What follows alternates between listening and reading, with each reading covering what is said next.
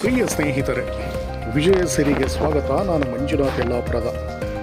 ನಮ್ಮ ಕೃಷಿ ಪರಂಪರೆಯ ಜೊತೆಗೆ ಬೆಸೆದುಕೊಂಡಿರುವ ಜಾನಪದ ಸಂಸ್ಕೃತಿಯ ಜೋಕುಮಾರ ಸ್ವಾಮಿಯ ಉತ್ಸವ ಈಗ ಗ್ರಾಮೀಣ ಭಾಗದಲ್ಲಿ, ಅದರಲ್ಲೂ ವಿಶೇಷವಾಗಿ ಉತ್ತರ ಕರ್ನಾಟಕದ ಬಹುತೇಕ ಜಿಲ್ಲೆಗಳೂ ಸೇರಿದಂತೆ ಮಧ್ಯ ಕರ್ನಾಟಕದ ಹಲವು ಭಾಗಗಳಲ್ಲಿ ಹಬ್ಬದ ಸಂಭ್ರಮ ಜೋರಾಗಿಯೇ ನಡೆದಿದೆ.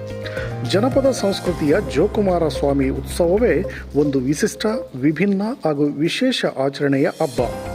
ಈ ಜೋಕುಮಾರ ಸ್ವಾಮಿಯನ್ನು ಶ್ರದ್ಧಾಭಕ್ತಿಯಿಂದ ಪೂಜಿಸಿದರೆ ಮಳೆ ಬೆಳೆ ಸಮೃದ್ಧಿಯಾಗಿ ಆಗುತ್ತದೆ, ರೈತಾಪಿ ಕುಟುಂಬಗಳ ಬದುಕು ಹಸನಾಗುತ್ತದೆ ಎಂಬ ಬಲವಾದ ನಂಬಿಕೆ ಒಕ್ಕಲುತನ ಪರಂಪರೆಯಲ್ಲಿ ಬೇರೂರಿದೆ.